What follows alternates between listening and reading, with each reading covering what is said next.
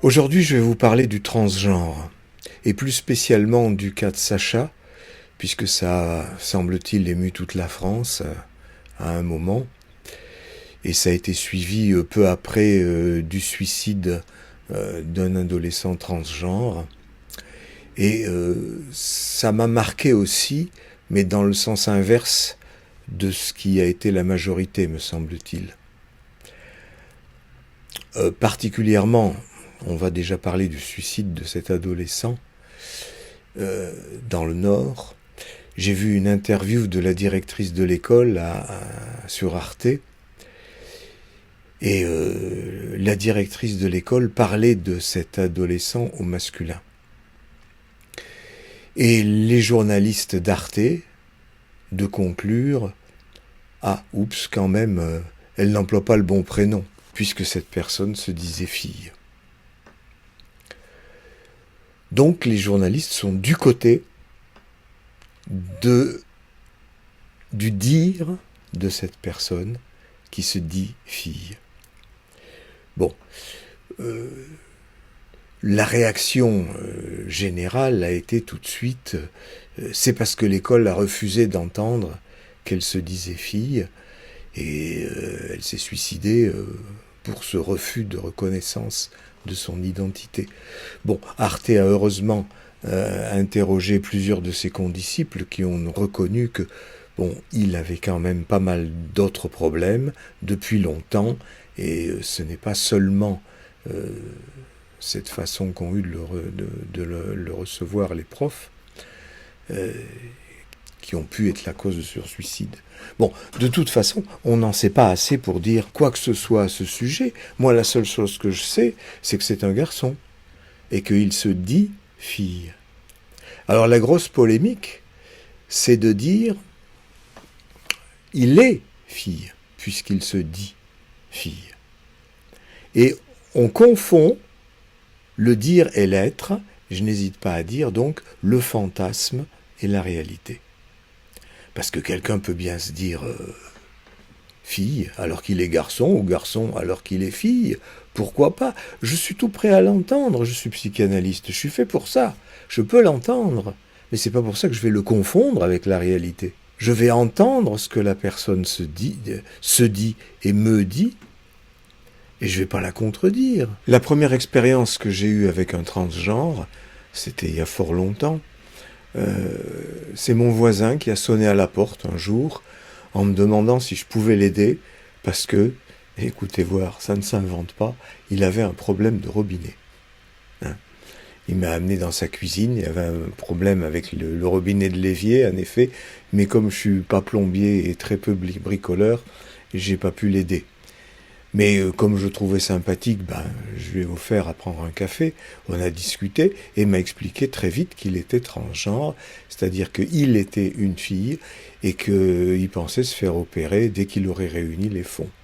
Bon, ça m'avait laissé comme ça, mais je n'avais fait aucun jugement, et j'étais resté en très bons termes avec lui, jusqu'à ce que je parte de l'endroit où j'habitais à cette époque.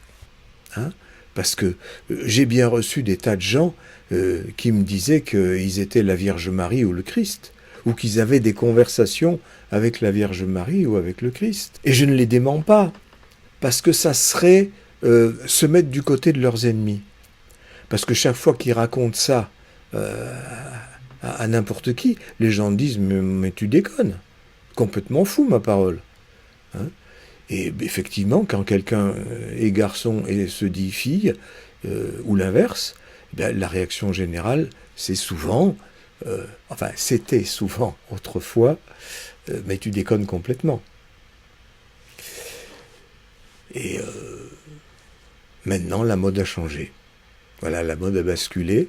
Alors, on va dire toujours à la personne qui parle avec Jésus ou avec la Vierge que cette personne déconne complètement, mais qu'elle se dise d'un sexe différent du sien, ah non, ça c'est pas de la déconnade, c'est juste que c'est pas le bon corps.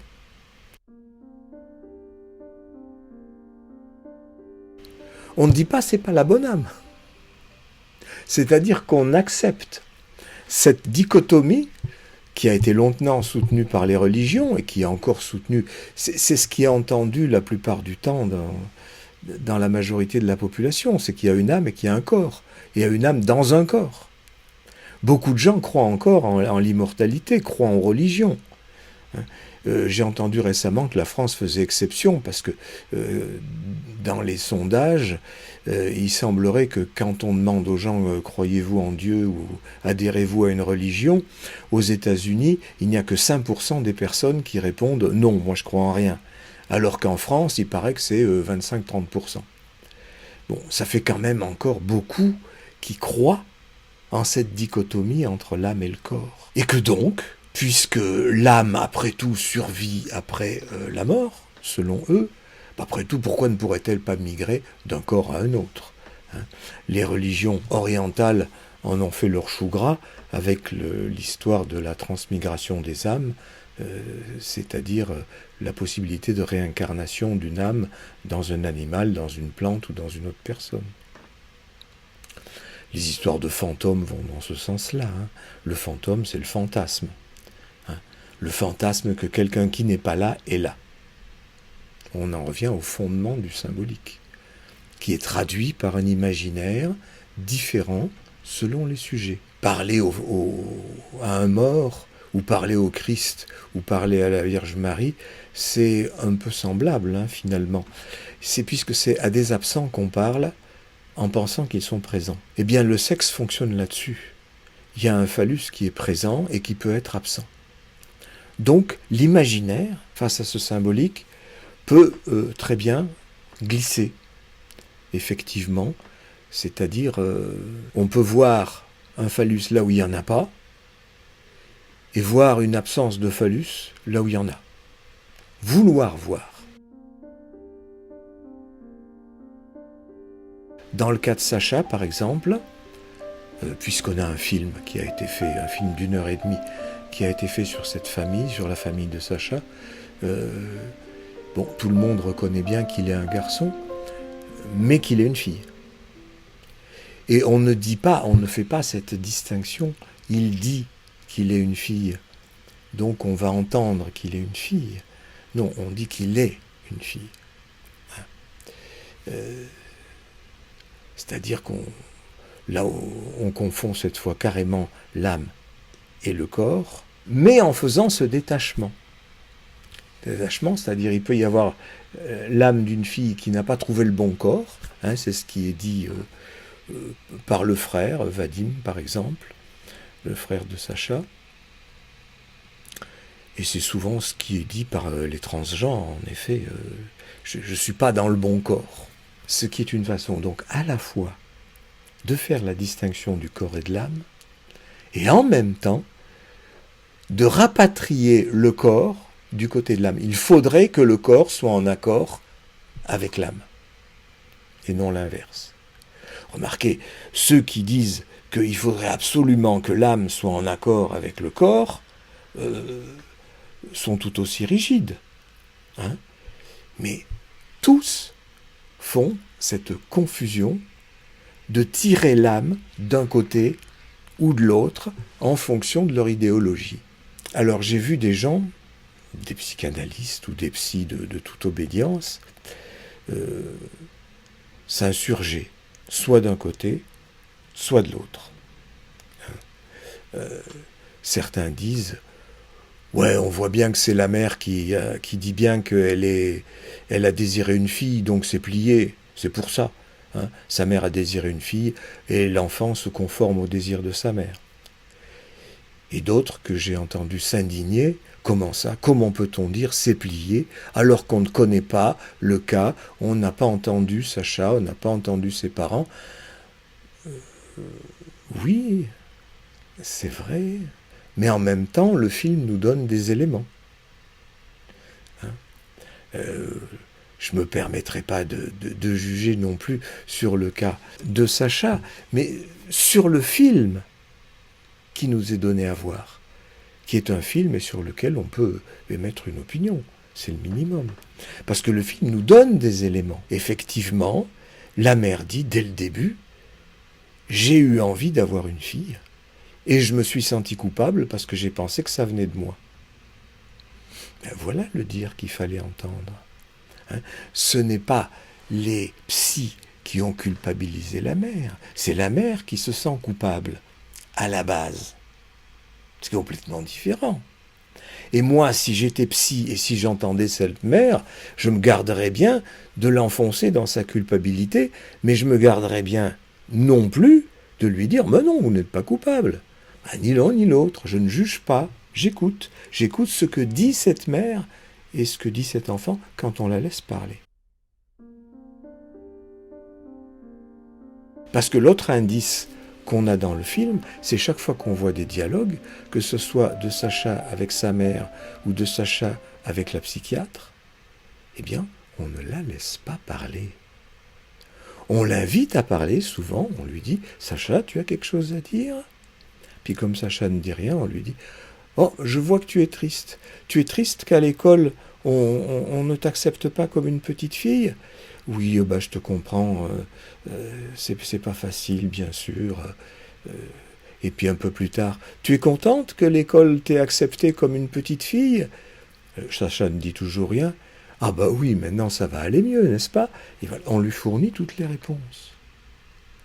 Alors, on n'écoute pas la mère, parce que la mère, dans le premier entretien avec la psychiatre, premier entretien peut-être, parce que c'est filmé. Alors, est-ce que c'est vraiment filmé, brut de décoffrage, le cinéaste a accompagné la mère et l'enfant à la première consultation et il a filmé comme ça? Ou est-ce qu'on a demandé aux trois protagonistes de rejouer cette scène? Je n'en sais rien, personne n'en sait rien.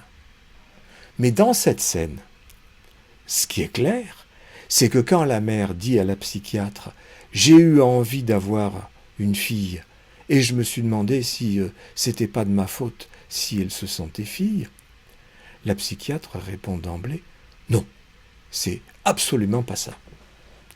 On sait maintenant que ce n'est pas la faute de la mère. On sait maintenant que ça s'appelle la dysphorie de genre et que c'est... bon, elle raconte des trucs. On sait. Elle substitue la parole d'un savoir, dont on ne sait pas d'où il vient d'ailleurs, d'où est-ce que ça tombe du ciel, ce savoir-là, à la parole de la mère, qui a dit très bien de ce dont il s'agissait. Hein? Et encore une fois, moi j'aurais plutôt poussé l'entretien, fait en sorte que la mère n'en dise plus sur comment ça se fait qu'elle en est venue à désirer une fille. D'où est-ce que ça lui vient? Parce que bien sûr que c'est pas de sa faute.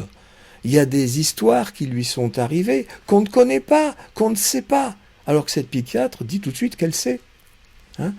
Donc, on reproche aux psys, enfin j'ai entendu beaucoup ça, reprocher aux psys de dire « Ah oui, vous dites tout de suite que c'est la faute de la mère, et puis c'est plié, pour vous, il n'y a pas d'interrogation. » Mais c'est en fait... Pour un psy, ça serait l'inverse. Enfin, pour le psy que je suis, en tout cas. C'est-à-dire, je ne sais pas, et je demande à la personne, racontez-moi, dites-moi en plus. Et puis, je parlerai seul à seul avec l'enfant, afin d'essayer de l'entendre.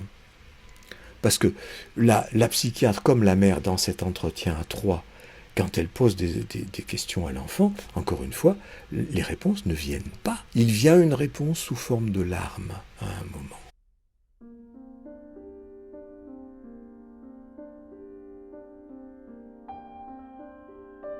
Parce que la mère a raconté que, au début, elle dit qu'elle est étonnée que Sacha se dise fille, et elle lui répond, dans les premiers temps, « Non, tu es un garçon, non, tu ne deviendras jamais une fille. Hein » Et puis après, devant l'insistance, dit-elle, de Sacha, elle se met à accepter que c'est une fille, à accepter qu'elle porte des robes, des maillots de bain de pièces, etc. Et la psychiatre demande « Tu es contente du choix de ta maman? Tu as quelque chose à ajouter là-dessus ?»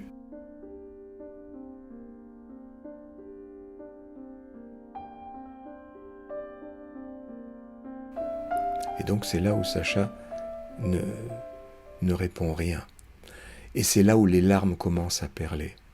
Alors, au lieu de faire silence pour permettre à ces larmes de prendre une forme, au lieu de demander à l'enfant « Mais qu'est-ce qui se passe ? On dirait que tu pleures. Que se passe-t-il » Non. La psychiatre dit tout de suite, sans lui laisser 5 minutes, 30 secondes, 2 secondes, le temps de trouver ses mots, la psychiatre fournit tout de suite la réponse. « Tu es triste ? Je vois que tu serres la main de ta maman. C'est pour lui dire qu'elle a raison d'avoir fait ce choix. Tu veux peut-être parler seul à seul avec moi ?» Et la mère dit oui, elle est peut-être gênée de ce que je suis là, elle ne veut pas me faire de peine. Il faut l'entendre, ça. Elle ne veut pas me faire de peine. C'est vachement important. Hein ? Et là, la petite fille, le petit garçon, pardon, répond d'un hochement de tête que non, il ne veut pas rester avec la psychiatre tout seul. Et il y aura un deuxième entretien à la fin du film où c'est pareil. Lorsque la psychiatre demandera à l'enfant s'il veut parler avec elle, l'enfant fait non. Bah, évidemment, c'est quelqu'un qui n'écoute pas. Pas besoin d'aller avec de manière séparée de la maman, puisqu'il se passe la même chose qu'avec la maman. Hein. Il faut fournir les bonnes réponses, c'est ce que l'enfant a bien compris, hein, et de toute façon, on les lui fournit. Donc, il n'a pas à casser le tronc. Et puisque la psychiatre interprète dans son sens les larmes de la petite fille, pourquoi j'aurais pas le droit, moi, pour vous, hein, d'interpréter moi aussi, en disant, ces larmes viennent peut-être de l'évocation de ce que la mère a dit qu'elle était un garçon, et qu'elle ne deviendrait jamais une fille. Eh bien, je me trompe moi aussi, vous voyez. J'aurais dû dire, il était un garçon, il ne deviendrait jamais une fille. Je me laisse prendre moi aussi au flot général du fantasme. Peut-être qu'il pleure parce que justement, cette possibilité a été laissée sur le côté. Chaque fois que quelque chose va dans le sens de « il est une fille », on lui dit « très bien, bravo, ça va aller mieux », et jamais dans l'autre sens. Dans l'autre sens, quand l'école ne veut pas le voir arriver en jupe à l'école et dit qu'il est un garçon et puis point barre, alors là, c'est triste, c'est pas bien, c'est tous des cons. Mais quand une petite copine de l'école, Sacha, arrive à dire, pour une fois elle arrive à dire un truc qu'elle dit elle, en parlant de Sacha, ah, tout de suite, la maman, ah, c'est bien, voilà. Mais si toute son enfance a été comme ça, évidemment, il ne veut pas faire de la peine à sa maman, il ne veut pas la blesser, il va dans son sens, puisque ça lui fait tellement de plaisir. Hein ? À un moment, la mère dit qu'elle a mis une robe à Sacha et qu'elle a vu Sacha se regarder dans le miroir, elle a vu dans les yeux de Sacha un tel bonheur que ça comblait son bonheur à elle. Moi je dis projection. Elle voit son bonheur dans le bonheur de Sacha et Sacha lui renvoie le bonheur qu'elle a envie d'entendre.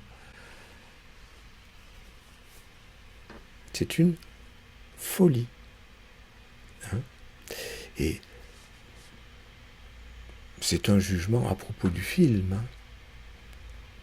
Et est-ce que c'est un jugement de simplement faire la distinction entre la réalité et le fantasme ? Hein ?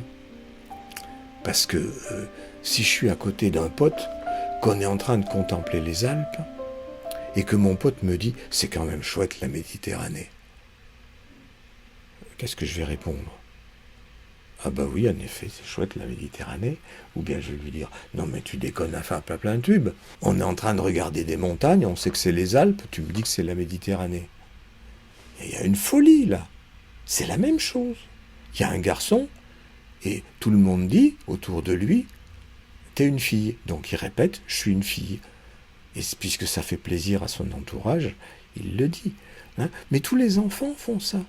Sauf que la demande des parents n'est pas toujours portée sur un changement de sexe. Ça peut être un truc autour de la réussite à l'école ou de l'échec à l'école. Hein. Parce que quand les parents ne cessent pas de dire t'es un bon à rien, tu y arriveras jamais, c'est aussi répondre à la place de l'enfant sur ce qu'il est. Hein, c'est la même chose, et en général, dans ces cas-là, l'enfant n'y arrive pas, effectivement. Pas besoin de chercher bien loin les raisons des échecs scolaires. Hein.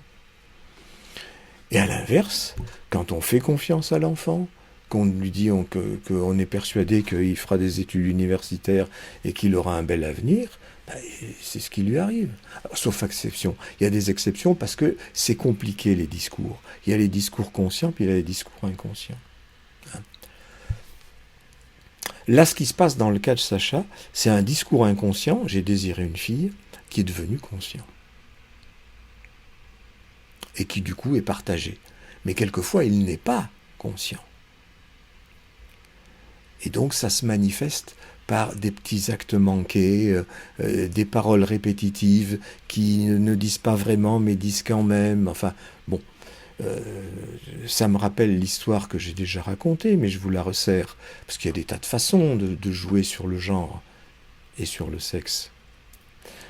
À savoir que j'avais reçu un enfant pendant un certain temps, et puis, comme il allait mieux, un jour, c'est sa mère qui est venue à sa place en disant bah, « il va mieux, donc il a dit qu'il venait plus ». Alors je dis « vous pensez qu'il va mieux ?» Elle me dit « oui, ça se vaut bien, il va tout mieux ». Donc on allait se quitter bons amis, et puis je lui dis « mais est-ce qu'il y a autre chose dans votre famille qui ne va pas, dont vous auriez envie de me parler ?» Elle dit « oh non ». Ah si, son frère, il est daltonien. Et je dis « comment le savez-vous » Alors, vous voyez, à la différence de la psychiatre, je ne dis pas « maintenant on sait que le daltonisme, blablabla, blablabla ». Je dis « comment le savez-vous » ? Ah ben on lui a fait passer des tests à l'école. Ok, mais comment le savez-vous dans la vie quotidienne ? Elle dit « ben, je sais pas, par exemple dans ses cartes de géographie, c'est pas mettre les couleurs correctement. C'est moi qui suis obligé de faire à sa place. » Ah bon ? Et vous avez un autre exemple ? Bah oui, tiens, il n'y a pas longtemps, je voulais lui acheter des bottes de pluie, et il avait essayé des bottes qui lui plaisaient, et il disait, je voudrais les mêmes, mais d'une autre couleur. Et je dis, ah bon, et il avait quelles bottes aux pieds ? Bah, des bottes roses. Et il voulait de quelle couleur ? Bah, il les voulait bleues. Et je lui dis, rose, bleu, ça vous dit rien ? Elle me dit, ah, oui, c'est vrai. Quand j'étais enceinte, je voulais avoir une fille. Ben voilà, c'est une autre façon qui n'a pas tourné au transgenre parce que la mère a fait un rétablissement. Ça, elle n'était pas consciente, elle avait refoulé cette idée qu'elle voulait une fille. Mais s'en apercevant avec moi, qui n'est pas substitué un quelconque savoir de quelque façon que ce soit, c'est ni le savoir de la psychanalyse, ni le savoir de la biologie, ni de rien du tout. Je ne sais pas, je me suis contenté de poser des questions. Moi, je pose des questions, au moins, au lieu de filer des réponses. Du coup, la semaine d'après, elle est venue me trouver, parce que je lui avais offert de revenir pour en parler, et même que le petit garçon vienne me voir aussi s'il en avait envie. Elle a dit qu'elle avait posé la question au petit garçon, il n'avait pas envie de me voir, très bien. Mais elle était revenue pour me dire, il m'a demandé à nouveau de faire des cartes de géographie à sa place, je lui ai dit, débrouille-toi, tu peux faire. Et il a fait, m'a-t-elle dit. Donc elle a su faire ce rétablissement. Elle ne s'est pas sentie culpabilisée, elle, mais pas le moins du monde. Elle s'est aperçue de l'influence que son désir pouvait avoir sur son fils, et elle a rectifié le tir. C'était pas difficile. Alors je conçois que dans certains cas, c'est plus difficile, parce qu'il faut toujours approfondir. Et il faut savoir, encore une fois, d'où ça vient. Ça peut venir de très loin. Bon, en ce qui me concerne, c'est un peu la même chose. Je dirais pas que ma mère avait envie d'avoir une fille, en ce qui me concerne. Néanmoins, je sais qu'elle a eu une petite fille comme premier enfant, juste après son mariage, et que cet enfant est mort au bout de 3 jours. Et je pense qu'elle en est restée inconsolable, comme ça arrive souvent aux mères quand un enfant meurt. Donc après ça, elle a eu 2 garçons, mes frères, et puis après ça, mais 11 ans plus tard, moi. Et j'ai suffisamment d'indices pour penser qu'elle a été très déçue de m'avoir.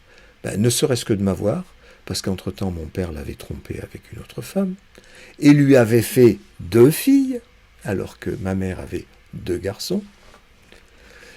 Donc d'une part, elle ne voulait certainement plus d'enfants de la part d'un mec qui l'avait trompée, et d'un mec qui avait fait des filles, et que tant qu'à avoir un enfant de ce mec-là, ça aurait peut-être été mieux que ce soit une fille. Mais elle l'a refoulé très vite, complètement. Et je n'ai que peu d'indices d'une féminisation outrancière du bien moi-même.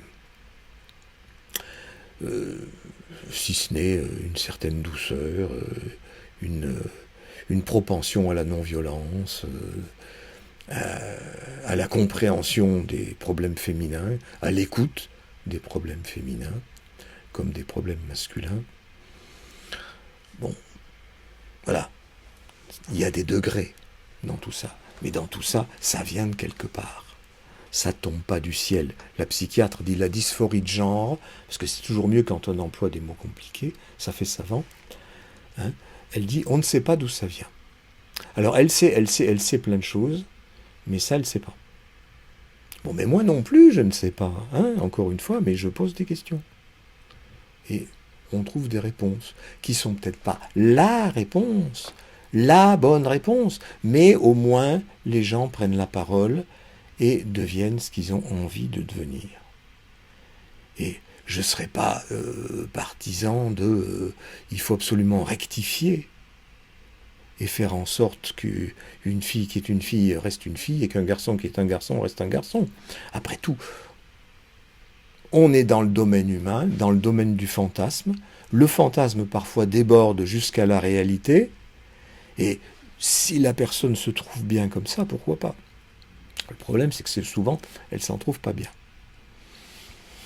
Donc on peut en parler, de façon à ce que le sujet fasse un choix, mais pas trancher en parlant à sa place, en disant on sait, on sait, on sait.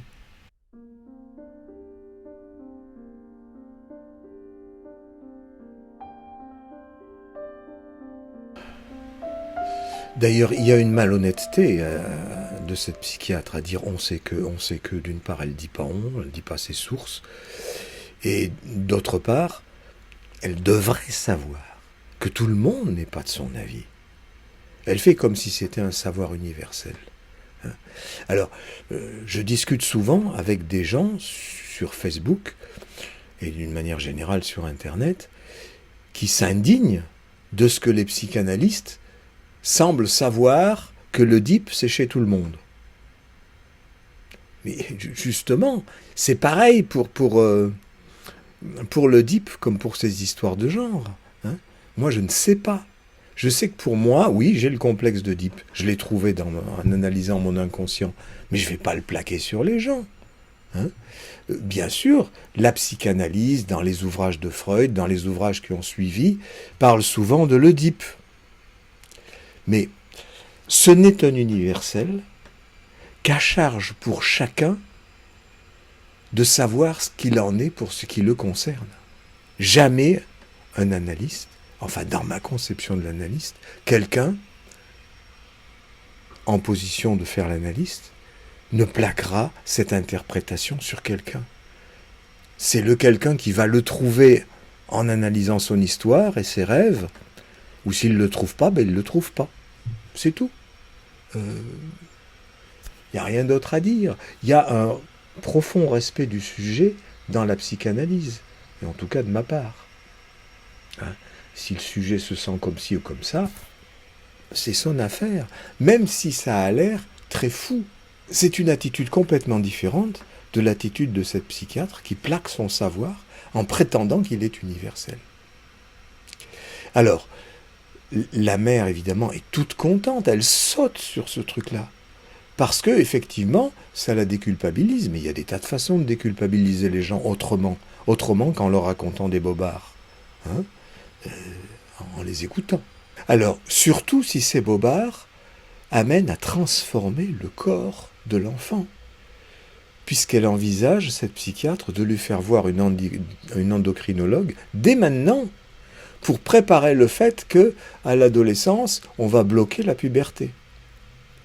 Et elle dit à Sacha, dans un entretien, elle lui dit, nous allons faire en sorte de bloquer l'apparition des caractères, des changements qu'amène la puberté, je ne sais plus exactement quel mot elle emploie, les changements que tu ne veux pas voir apparaître. Mais comment elle sait que Sacha ne veut pas voir apparaître ces changements? Elle n'en sait rien. Elle plaque encore une fois tout ce qu'elle pense, elle, sur Sacha. Alors, heureusement, la mère, en discutant avec le père, l'entretien est filmé, explique que même quand on lui donnera des hormones, en tout cas c'est pas maintenant, mais quand on lui en donnera à l'adolescence, ça sera réversible. Si, après tout, elle veut devenir garçon tout d'un coup à la puberté, eh bien, pourquoi pas. Bon, je trouve ça remarquable de la part de la mère. C'est nettement plus nuancé que ce que raconte la psychiatre, qui ne met pas du tout ses bémols. C'est pour elle que c'est plié, que c'est sûr, c'est certain, c'est comme ça, c'est une fille, et puis voilà, on va s'arranger de corriger les erreurs de la nature en lui mettant un faux corps de fille, parce que comment on va faire pour fabriquer une vraie fille à partir d'un garçon? Ça n'existe pas. Même avec les manipulations chirurgicales les plus habiles, hein, ça restera quand même un garçon, hein, même si on lui coupe le zizi à la fin. Parce qu'il y a des transgenres qui ont envie de ça. J'en ai côtoyé. Et bon, comme toujours, dans ces cas-là, j'ai pas jugé, mais en même temps, j'ai eu un frisson. J'ai eu un frisson. Pourquoi? Parce que je sais que moi-même, je suis dans l'angoisse de castration, et que quand quelqu'un vient me mettre la castration sous le nez de cette façon-là, ben, j'ai la trouille. J'ai la trouille pour moi. Donc j'ai tendance à plaquer cette trouille sur l'autre. Et j'ai tendance à interpréter cette envie de se couper le zizi comme une façon de maîtriser la castration. C'est-à-dire, comme moi je suis dans l'angoisse que quelqu'un pourrait me la couper, bon, c'est une angoisse infantile, hein, ça ne me revient que dans les rêves, je pense que ça pourrait être un effet de tentative de maîtrise pour être certain que ça ne soit pas quelqu'un d'autre qui vienne la couper. Hein. Et comme ça, c'est moi qui le fais. Je sais que ça peut m'arriver dans certains rêves d'en arriver là. Mais il y a une raison, et cette raison, c'est ce narcissisme que Freud aurait appelé la pulsion de mort, et qui est destructif. C'est-à-dire que pour me sauver comme sujet, je vais me détruire comme sujet. C'est-à-dire j'ai une image de moi comme garçon ou comme fille, et je vais changer de sexe en décidant que c'est moi qui maîtrise la castration. Alors chez les filles qui veulent devenir mecs, c'est encore plus clair. Hein. L'angoisse de castration fait qu'elles ont envie d'avoir un zizi, et ben elles manifestent cette envie en voulant devenir mec, vraiment. Hein. Alors que d'autres manifestent la chose en voulant devenir une grande chercheuse, un grand pédagogue, un grand scientifique, ou quelqu'un d'autoritaire dans une entreprise. Il y a 1000 façons. Hein. Ou comme pour un mec, de décider de faire infirmier, puériculteur, obstétricien, ou psychanalyste. Ce sont des choses qui arrivent. C'est des choses qui arrivent parce que le fantasme est souple. Hein.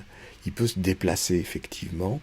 Et ce n'est pas que le fantasme, c'est une entité différente du corps, mais c'est que le fantasme, c'est là où on interprète les données de la réalité. Et on les interprète quelquefois dans le sens de la réalité, quelquefois dans le sens d'un fantasme, et qui quelquefois, ce fantasme est une folie, quand elle dénie la réalité à ce point. Alors, les partisans du transgenre à tout va disent que c'est nous qui sommes dans le déni. Mais pas le moins du monde. Moi, je ne dénie pas que Sacha puisse dire « je suis une fille ». Au contraire, j'essaierai, encore une fois, d'écouter plus loin ce dire. Il ne s'agit pas de le dénier, mais il ne s'agit pas non plus d'en conclure que c'est la réalité corporelle. C'est comme les Alpes et la Méditerranée. Et on est là, vu les réactions que j'ai vues sur Facebook, dans la presse, sur Arte, dont je pensais que c'était une scène sérieuse, mais là, ils prennent fait et cause pour une folie. Il y a là une folie collective qui s'empare, comme quelquefois des nations, selon des modes ou des religions. Une des folies collectives que je peux citer, c'est celle où tous les juifs sont apparus tout d'un coup comme des sous-hommes, dont il fallait se débarrasser. C'est une folie, mais à l'époque, les gens, la majorité des gens en Europe, faut bien le dire comme c'est, pensaient que c'était une réalité. Et penser que quelqu'un est de l'autre sexe, c'est aussi une folie. Bon, ça je le dis pour vous, encore une fois, si j'accueillais quelqu'un, comme je l'ai déjà fait, je ne dirais pas ça. J'admettrais ce que la personne dit, et je l'amènerai à creuser son dire plus avant, pour trouver la source de cette pensée qui contredit la réalité.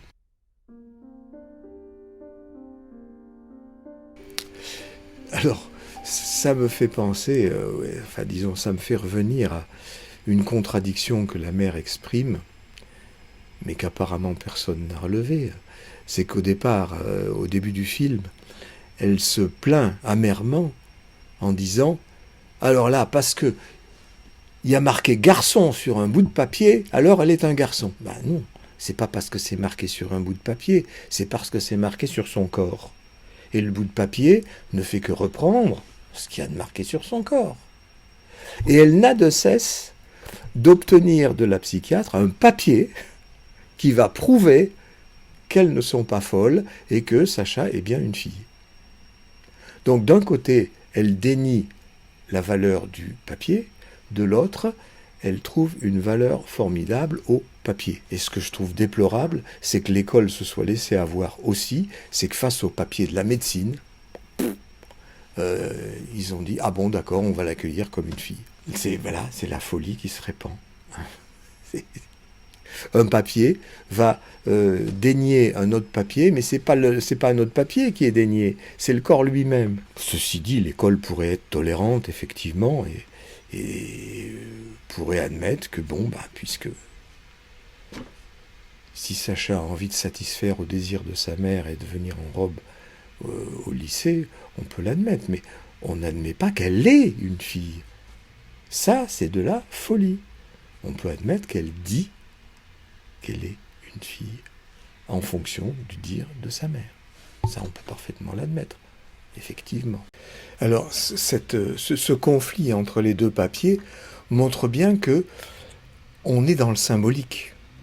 Le conflit n'est pas à propos de la réalité, mais à propos de ce qui est validé comme réalité.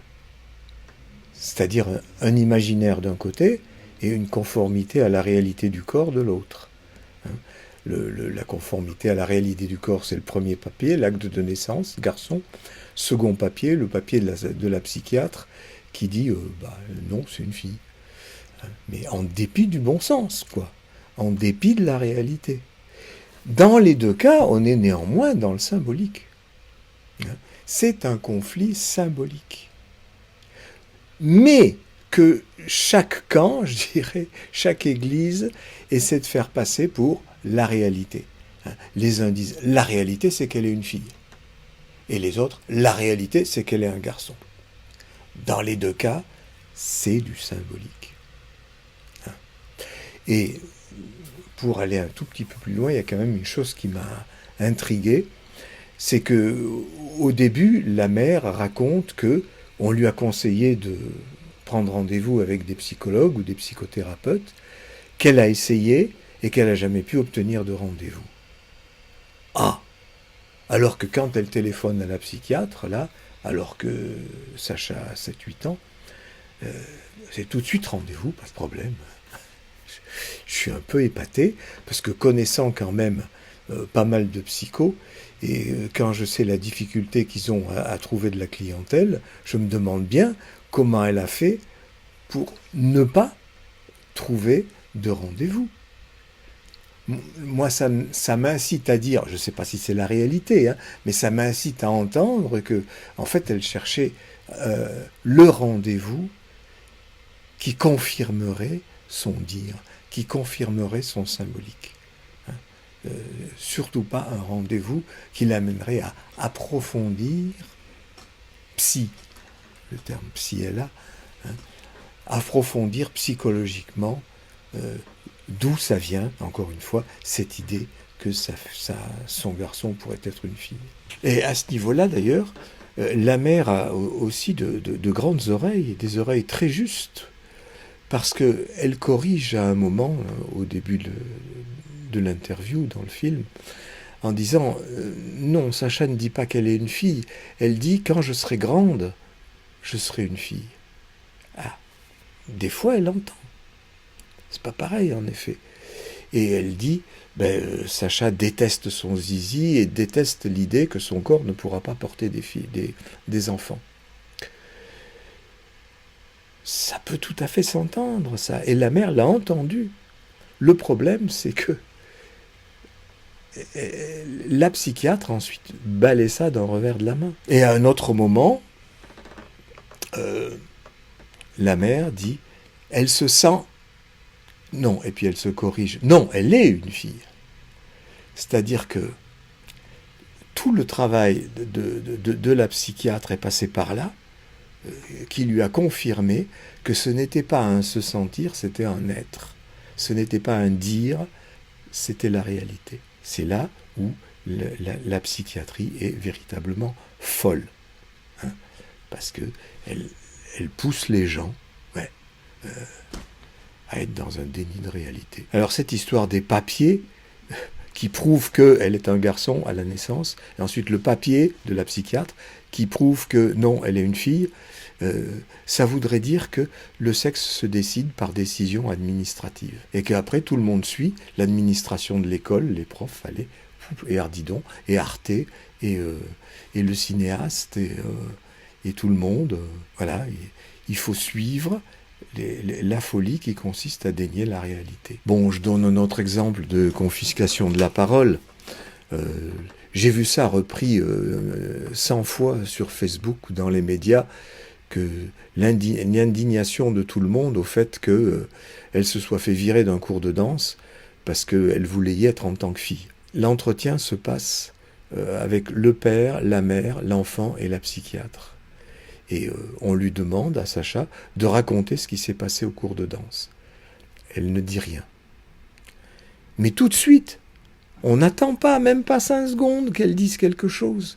On dit « Tu préfères que ça soit papa ou maman qui raconte ?» Et puis la mère, avant d'attendre quoi que ce soit, elle dit « ça sera maman qui raconte parce que c'est moi qui étais là. » Et elle raconte, dans le détail, toute l'humiliation que ça a été devant les autres, la prof qui dit pas question, etc. Sacha a été... C'est Sacha, la grande perdante dans l'histoire, celle qui a été vraiment humiliée. Parce que ça soit au cours de danse ou que ça soit là devant la psychiatre, encore une fois, on lui confisque la parole. On ne lui a même pas laissé le temps de trouver ses mots. Quand on est petit, on n'a pas l'aisance de la parole des grands. Et encore, il y a des grands qui gardent cette inhibition de la parole pendant très longtemps. J'en fais partie. Mais après, ça m'est venu. Ça m'est venu parce que je me suis mis à parler, j'ai pris le temps, mais ça m'est venu. Il faut laisser le temps.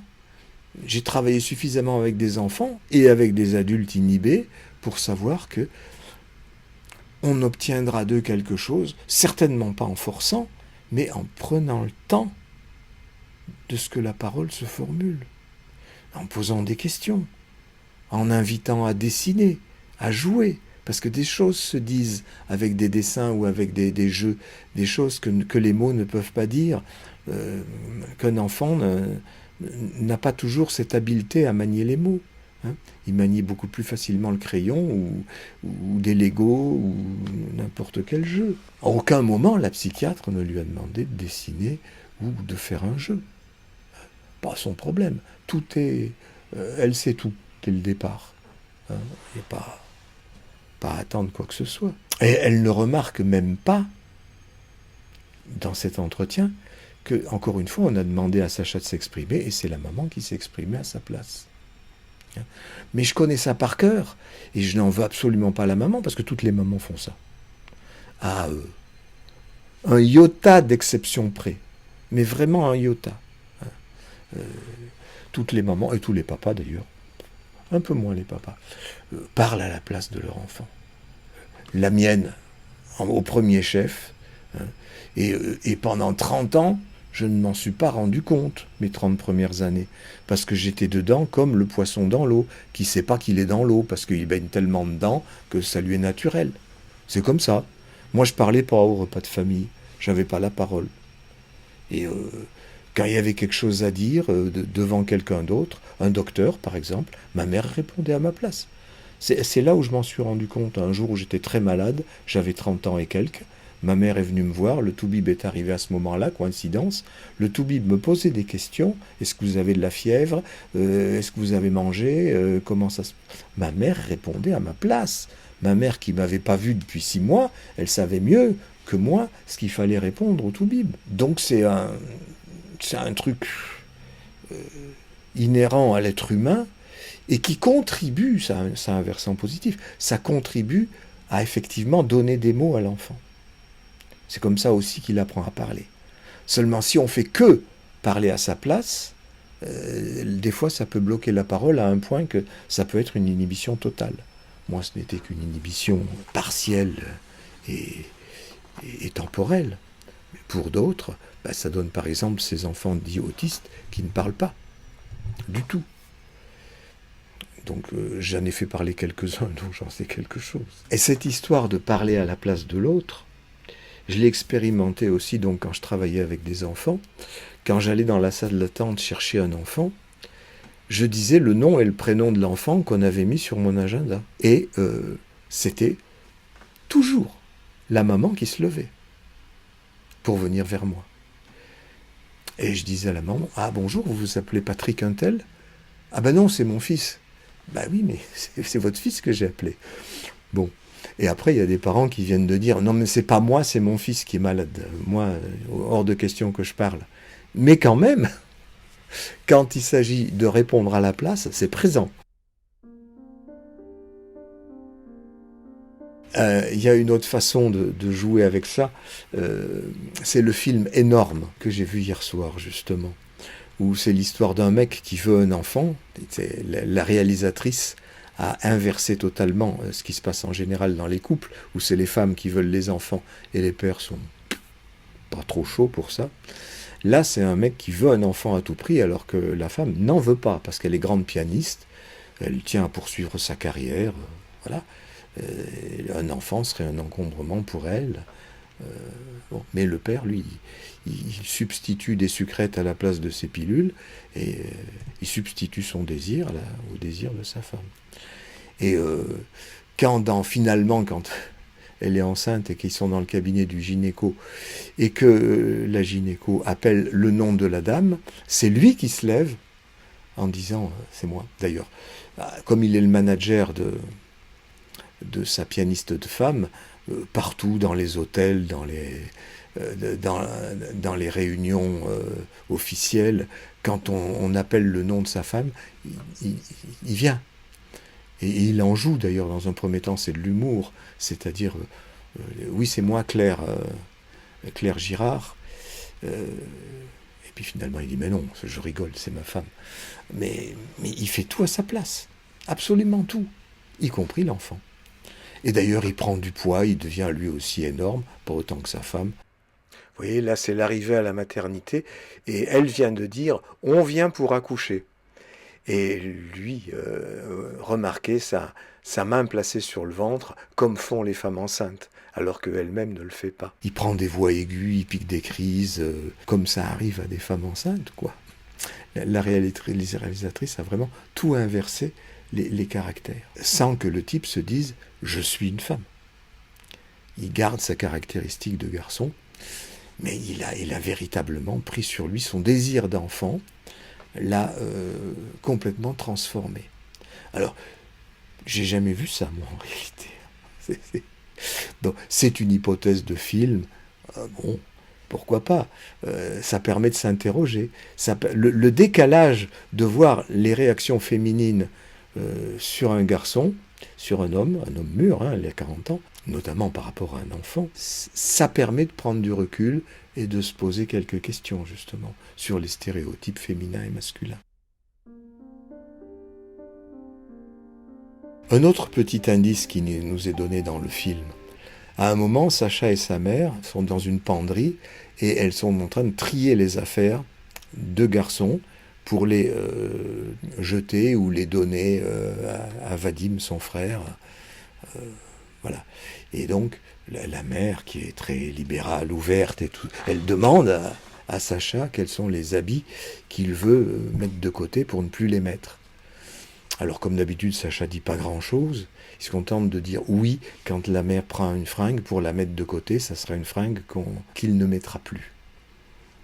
Et elle prend une fringue, il dit oui, elle prend une fringue, il dit oui, elle prend une fringue, il dit oui. Puis à un moment, elle prend une fringue, il dit non. Elle fait non. Et puis Sacha tout de suite si, oui. Et hop, on passe à la fringue suivante. Ça dure une seconde. Et on voit là à quel point Sacha ne veut pas contredire sa mère. C'est pas possible.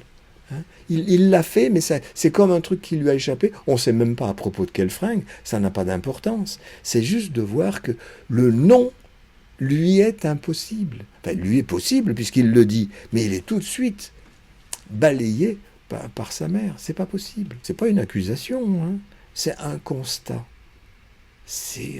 Voilà. Et il y a énormément de mères et de pères qui se comportent comme ça, si ce n'est tous. Hein. Ils ont le sentiment, les parents, que les enfants pourraient être les marionnettes. Ils pourraient en faire ce qu'ils veulent, tout en tenant des discours très libéraux, des fois, du genre ah non, mais ils feront ce qu'ils voudront, c'est pas moi qui vais décider à leur place, etc. Mais en même temps, il y a plein de petits incidents comme ça qui passent très rapidement et qui font que l'enfant est quelque part coincé dans un parcours tout tracé. Bon, pas toujours, heureusement, mais quelquefois, il faut en passer par des crises, par des pleurs, par des bagarres, pour que l'enfant puisse prendre son autonomie. D'autres fois, ça se passe mieux. Hein. Mais à chaque fois, il faut se demander pourquoi, comment. C'est pas plié dès le début. À un autre moment, dans un entretien avec la psychiatre, on lui demande sa réaction à la rentrée des classes. C'est-à-dire au moment où l'école a admis qu'elle pouvait venir en jupe, en robe comme elle voulait. Je dis toujours elle, c'est énervant. Je suis vraiment pris là-dedans, moi aussi. Bref, on lui demande, et toujours pareil, on lui fournit les réponses. Alors, et les copains, qu'est-ce qu'ils disent? Et les copines ils t'ont rejeté? Non. Ta copine Lola, qu'est-ce qu'elle dit? Alors, elle admet parfaitement que tu es une fille? Oui. Bon, enfin, toutes les réponses sont fournies, quoi, encore une fois. Et à un moment, on lui demande, et si on te dit, si on te contredit, si on te dit que tu es quand même un garçon, qu'est-ce que tu réponds? Je suis une fille. Bah oui, on lui a tellement susurré que c'était ça qu'il fallait répondre. C'est ce qu'elle répond. Et les garçons, et les autres, qu'est-ce qu'ils te disent à ce moment-là? Ah, il y a une fille qui m'a dit, tu n'es pas une fille parce que tu n'as pas de... Et là, elle s'interrompt. Et la psychiatre dit, ah, c'est un mot gênant, tu peux pas dire un mot comme ça, mais tu sais, moi, je suis docteur, tu peux tout me dire, hein, ces mots, je peux tous les accepter. Et justement, là, elle ne lui fournit pas les mots. C'est-à-dire qu'elle est gênée elle-même. Les mots du sexe, ça ne viendra jamais. Il n'y a que la mère qui a dit à un moment, il déteste son zizi. Dont je lui rends un deuxième hommage à ce moment-là, parce qu'elle a entendu quelque chose. Mais c'est important. tous les mots existent, il faut pouvoir fournir les mots du sexe aussi aux enfants. Je sais, les parents sont souvent très gênés. Moi-même, je l'ai été. Malgré mes études sur la psychanalyse, la sexualité et tout ça, et mon analyse, bah oui, ben quand même, je suis quand même gêné. J'ai fait ce que j'ai pu, mais on ne parle pas du sexe, surtout avec ses enfants, d'une manière détachée et tranquille. C'est pas possible. Ou on fait semblant. Moi, j'ai fait semblant. Mais j'espère que j'y suis arrivé. Mais voilà où il y aurait lieu de proposer des mots et de laisser la parole avec ces mots. Et de laisser l'enfant se servir de ces mots. Comme on lui fournit des Legos, et puis il fait la construction qu'il veut avec les Legos. Mais là, sur les mots essentiels, ah ben non. Ah, tu peux tout me dire. Mais quoi? Dire quoi?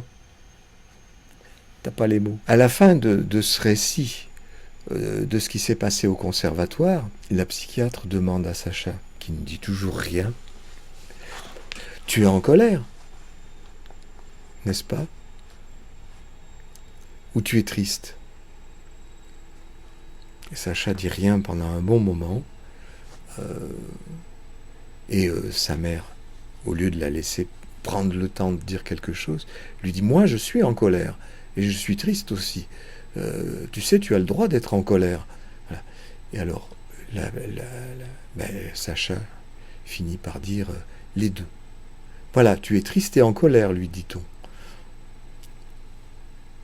Elle a dit les deux, mais peut-être bien que c'était les deux, triste et en colère, mais on venait de lui dire les sentiments qu'elle devait avoir. Mais peut-être bien qu'elle les ressentait, ces sentiments. C'est peut-être vrai. Mais en même temps, on lui a fourni tous les mots, là, au niveau des sentiments. Alors qu'on ne lui fournit pas les mots au niveau du sexe. Bref, j'avais besoin, moi, de dire tous ces mots, parce que j'avoue que toute cette folie collective, surtout quand je vois qu'elle est reprise dans une chaîne que je crois sérieuse comme Arte, eh ben, ça m'a un peu pris là. Hein. Donc, moi aussi, j'ai été un peu en colère, et j'ai eu envie de vous dire ce que j'en pensais. Maintenant, ce que j'en pense, j'en fais pas une règle universelle. Hein. Il y a des tas de gens qui s'expriment, ben pourquoi je ne m'exprimerai pas aussi? Voilà, ça c'est fait.